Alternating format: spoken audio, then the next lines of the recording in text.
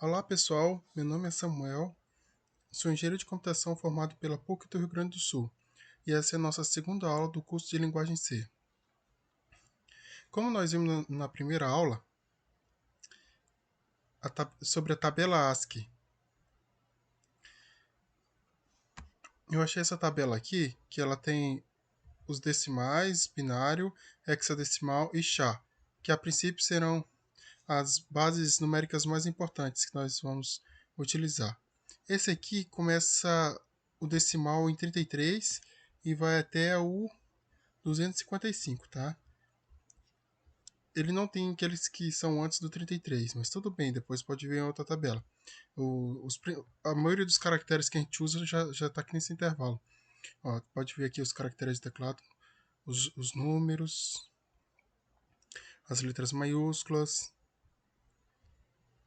as letras minúsculas, né? Tô vendo aqui pelo char, ó. Char. Aí, essa aqui é a representação hexadecimal, tá vendo? Se eu quero pegar essa letra aqui, eu uso essa esse número aqui em hexa, né? E aí em binário é assim, ó. Legal, né? Vou deixar na descrição esse aqui. E aí, com o tempo, a gente vai entendendo melhor como é que a gente usa a tabela ASCII, como é que ela está inserida na computação.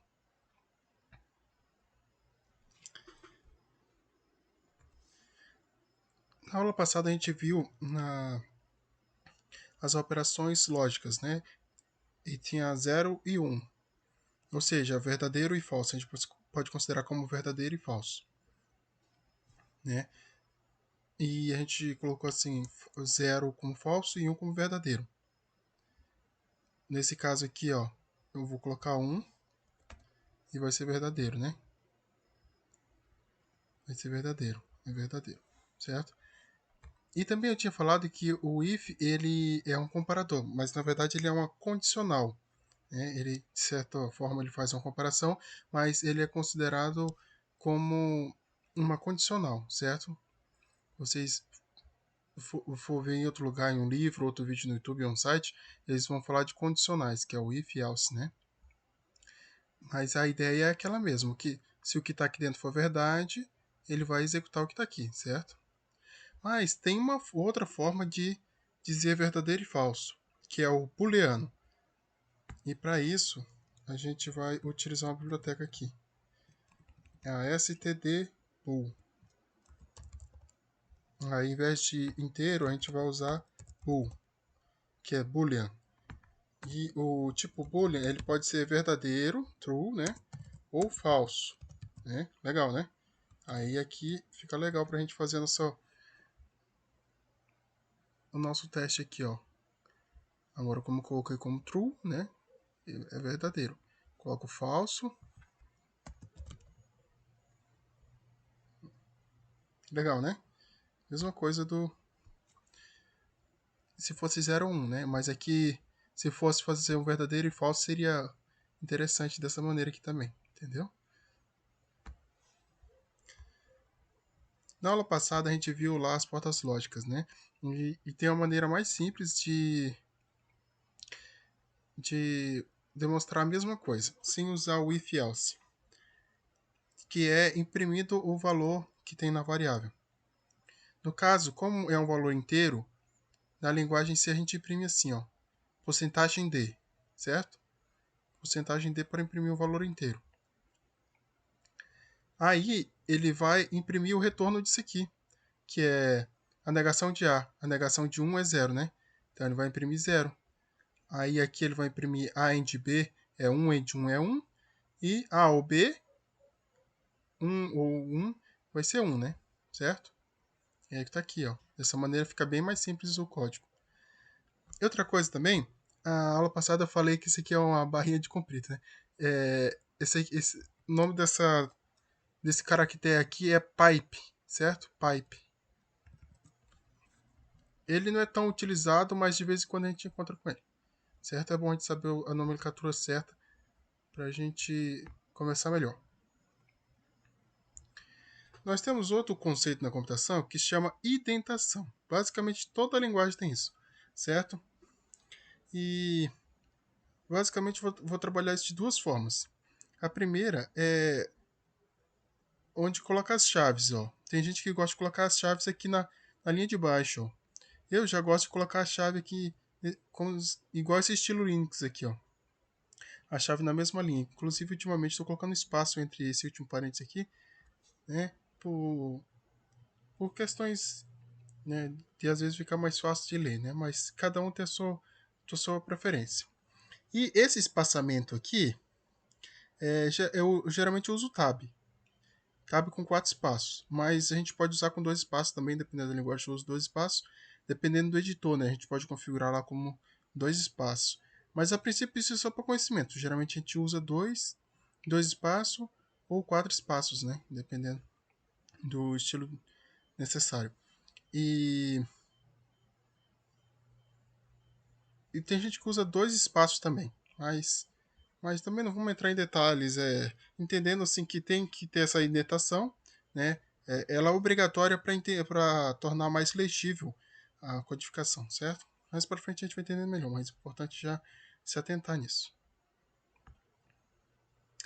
Então, mais um conceito importante aqui, ó, sintaxe e semântica. A sintaxe, ela é a forma que a gente escreve, entendeu? Por exemplo, eu quero escrever diferente. Diferente na linguagem C é exclamação igual, certo? Aí na linguagem Pascal é diferente assim, ó. Aí na linguagem ADA é diferente assim. Ou seja, a semântica é a mesma, só a sintaxe que é diferente, entendeu?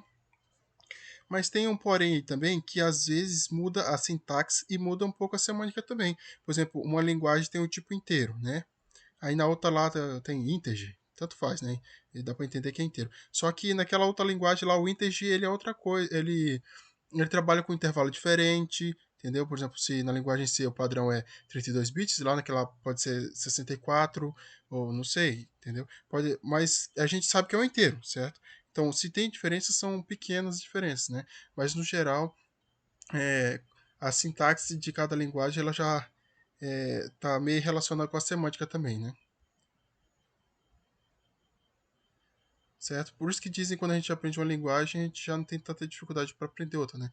Porque esses conceitos, eles são replicados em outras linguagens, ainda mais a linguagem C, que a partir delas originaram-se várias linguagens, né? Mais umas dicasinhas sobre escrita, né? Ah, nós temos as teclas do teclado aqui, ó, Home, End, Shift, Ctrl, Alt e as setinhas, né? A gente usa isso aí para programar mais rápido. Por exemplo, aqui eu estou aqui no print, aperto End e vou para o final da linha. Aí eu posso apertar Shift, seta para cima e eu dou Enter. Ó. Aí já posso escrever outra coisa aqui, entendeu? Inclusive, eu não preciso nem apagar, só dou Enter, né? Eu não preciso nem apertar a tecla Delete. Poderia fazer assim também, ó. Estou aqui no início. Aperto End, aí eu não preciso nem deletar, eu só escrevo o que eu quero escrever, entendeu? Ele já apaga automático. Já apaga assim que eu começo a escrever. Outra dica é o Ctrl. Ó, se eu aperto Ctrl e aperto Delete, ó, ele apaga a palavra de uma vez, entendeu? Com um toque só. Isso é legal. Ou se eu quiser pular também, ó, eu tô aqui no Hello, vou apertar o Ctrl e vou pular a seta para direita. Vou clicar aqui na seta para direita, ó, tá vendo? Eu consigo pular a palavra, entendeu? Tá. E o Alt, em alguns editores, inclusive esse aqui, ó, se eu aperto Alt e seta para baixo, ó, tá vendo? Alt e seta para baixo eu consigo mudar ele de lugar, ó. Ou para cima também, né? Tá, basicamente, eu acredito que seriam esses aí. Mais pra frente a gente vai aprendendo melhor. Então, a aula de hoje ela vai ser sobre operadores aritméticos, né? Então, eu criei aqui duas variáveis. O primeiro valor aqui, valor 1, é 4 e o valor 2 é 2, certo? Aí temos as operações aqui, ó, operações de adição. Eu tenho o valor 1 mais valor 2. Subtração, valor 1 menos o valor 2. Multiplicação, valor 1 vezes o valor 2. A divisão, valor 1 dividido pelo valor 2. E esse aqui é o resto da divisão. É o valor 1, é o resto da divisão por 2. Certo? E aqui eu basicamente imprimi eles, entendeu? Eu coloquei esse espacinho aqui para ficar melhor de ler, certo? Tá imprimido na mesma ordem, tá impresso na mesma ordem que tá aqui em cima.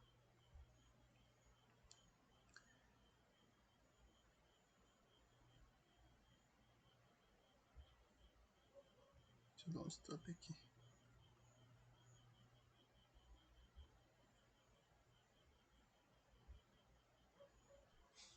Às vezes acontece dele dar uma travadinha. Vamos ver se ele já volta.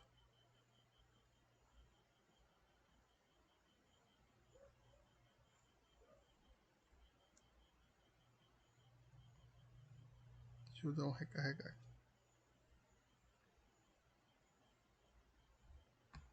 Agora vai. Tá. Aí, ó, adição. 4 mais 2, né? 4 mais 2. 6. Subtração. 4 menos 2, 2. Multiplicação. 4 vezes 2 é 8. Divisão. 4 dividido por 2, 2. E o resto da divisão de 4 por 2 é 0, né? Porque não tem nenhum resto. E essa questão do resto é a mesma que a gente usa na matemática, para fazer a conta de dividir lá na matemática, né? Por exemplo, assim, se eu quero 5 dividido, se eu tenho 5 dividido por 2, o resto é 1, né? Porque eu vou ter uma divisão inteira só quando é 4 dividido por 2, aí dá 0, entendeu? O resto é justamente quando sobra, né? E a divisão, por enquanto a gente está vendo só a divisão inteira, né? Que a gente está usando só o número inteiro. Por exemplo, 4 por 3 não ia dar certo aqui, né? Mas a gente está vendo só divisão de números inteiros, por enquanto. 2 dá certo, 4 por 1 também dá certo, né? Aí mais para frente a gente vai ver divisão quando tem o número real, certo? Aqui também tem vou mostrar uns índices agora. São 5 sites que têm índices que eles mostram o uso da linguagem C. A gente já viu na primeira aula que a linguagem C ela deu origem a várias linguagens modernas, né? Várias linguagens foram feitas baseado nela, né? E agora a gente vai ver atualmente a quantidade de uso da linguagem C.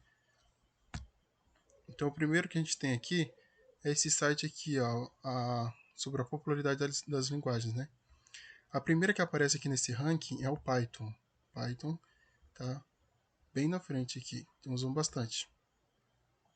A segunda é o Java, o C e C++ aparece aqui em quarto.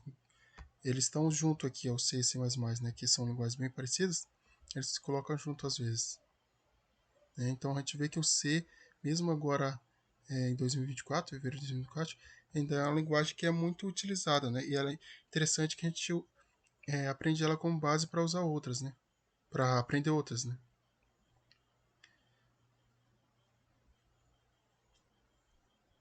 Tem esse outro ranking aqui do Octoverse GitHub. Ó, aqui temos JavaScript em primeiro, C++ aqui em sexto, né? E C está aqui entre os 10 ainda. Ó. Se fosse juntar os dois, talvez estaria aqui em quarto, né?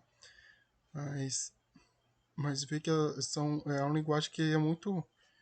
Esses rankings aqui eles se baseiam em fontes diferentes, né? Por isso que dá essas diferenças assim. Aqui, ó, a linguagem mais utilizada, a C aqui, nesse ranking aqui está em segundo lugar, ó, viu? Muito utilizado também. Aqui nesse outro ranking aqui, ó, C também está entre os 10 colocados, C++ aqui, ó. E no índice Taioba, que é um índice muito considerado aí, C está em segundo lugar, ó. Entendeu? Então, aqui, por mais que ele tenha teve uma queda aqui, né? Mas é uma linguagem muito utilizada, certo? Inclusive, não conheço nenhum profissional que aprende só uma linguagem, né? Aprende pelo menos duas ali, ou três, né? Ou mais linguagens, porque a gente aprende primeiro uma linguagem para ter uma noção básica, e depois a gente vai aprendendo outras linguagens, né? Mais para frente, conforme for avançando, eu vou dando outras dicas assim de que linguagem estudar, o que estudar, certo? Aqui, o GitHub, para quem não conhece, ele é um repositório, é um local onde a gente coloca os códigos. Então, todos os códigos do nosso curso vai estar aqui no GitHub. Eu já coloquei o download de hoje. Também no vídeo anterior, pode olhar lá na descrição que está o link para a aula para aula 01, no caso, certo? E aqui já tem também no Redmi, já tem todos os itens que foi explicado na aula, certo? Só esse pandas aqui que a gente vai explicar na aula que vem, certo? E aqui tem todos os links que eu mostrei também, tá? Se vocês quiserem a tabela ASCII, é só clicar aqui, ó. Abre aqui na nova aqui, ó. Tá aqui a tabela ASCII, certo? É importante ter essa tabela salva aí pra gente usar nas próximas aulas, certo? Esse aqui eu vou alterar aqui. Teve uma pequena alteração no script aqui, eu esqueci de fazer o commit. O commit é quando a gente faz alteração no código local na máquina e depois envia para cá, entendeu? Mais para frente eu posso ensinar um pouco sobre o GitHub, ou se vocês quiserem ver algum outro canal aí, tem bastante vídeo explicando sobre o GitHub. É uma ferramenta obrigatória para quem é programador, não é opcional, entendeu? Tem que aprender devagarinho como é que usa o GitHub, entendeu? Tá aqui o projeto da primeira aula, certo? Então, para a aula de hoje é isso aí. Qualquer dúvida pode colocar nos comentários, pode colocar sugestões para os próximos vídeos. É isso aí, pessoal. Obrigado por ter assistido até aqui e até a próxima aula.